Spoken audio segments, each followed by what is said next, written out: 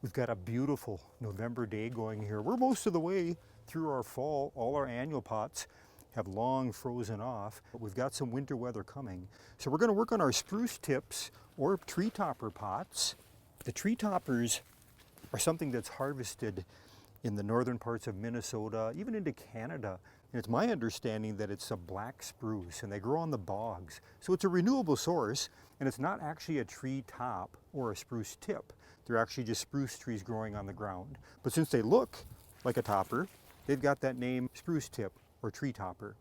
One of the things I recommend when you're going to do this, now that your annuals have died back, you're going to have that root ball of roots in there. Just leave that in there. Cut back your dead annuals, and you're going to have a situation where that topper will kind of bite into that root system.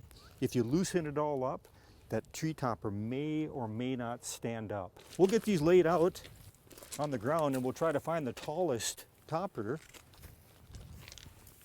and a quick look behind the scenes at tree toppers. Look at this pile. This is at a garden center. This is over 1,000 bundles of those toppers we were talking about. So that's 10,000. There's 10 per bundle. We put tarps on them every day to keep the sun, the wind off them, keep them from desiccating. Hundreds, if not thousands, of these containers are pre-filled with soil. And then when the time comes, we start making these tree topper pots. A lot of them are decorated at workshops. We're going to go ahead and get this one set up where we'll put on some fall decorations like some flowering crabapple that we pruned recently. That's going to add a nice red color or splash. We'll also cut back some summer wine 9-bark branches. They've got some persistent purple leaves that I think are going to look great in this arrangement. We've also got red twig dogwood. If we're looking for a little bit different height, we can either trim off that terminal or you can shorten it up in the bottom as well. So as you can see, pretty quickly we can make a nice little tree topper pot. We've left some space in there though. We can always come back in just a little bit and add some more tree toppers. Next step, we're going to go ahead and put some of those fall decorations in I was talking about.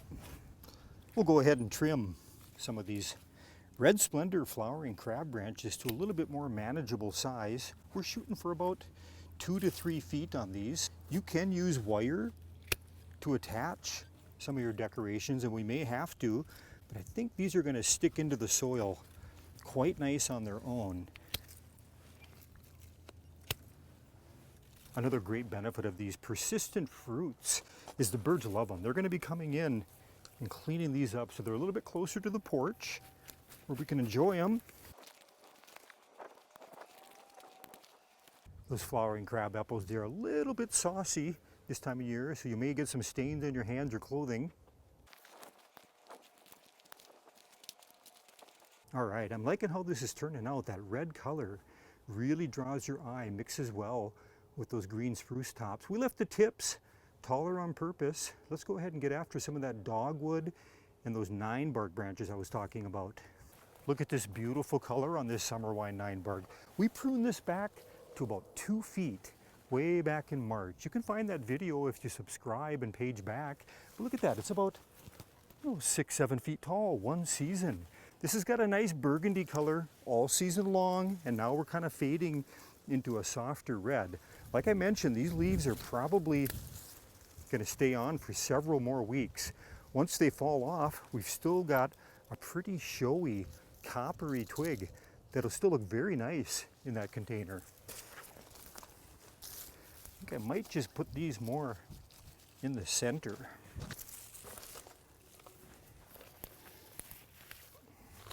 We're coming up on that red twig dogwood I was talking about. We'll start with really long cane. You can always trim them just a little bit shorter when we get back to our tree topper pots.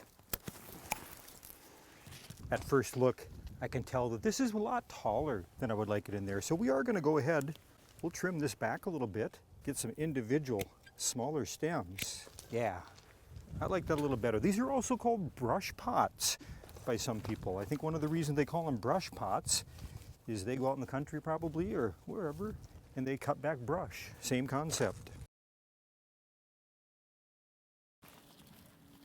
We carried over a few decorations from last year's pots. I like this curly willow, and we're going to let that now kind of go higher than all the rest of the things in the pot. If you take a look here at this pot, you can see we had those decorations from last year. So it's a great idea to carry over some of those things. And as we progress through the fall into the holidays, Christmas, we'll start adding some of the more festive colors like bows, the red, the gold, you name it. You can just keep changing your pot as you go through the seasons. Eventually we'll even break out the Christmas lights. And whoa! I think I like this angle a little bit better anyway. Thanks for watching Garden Hike. We'll see you again next video.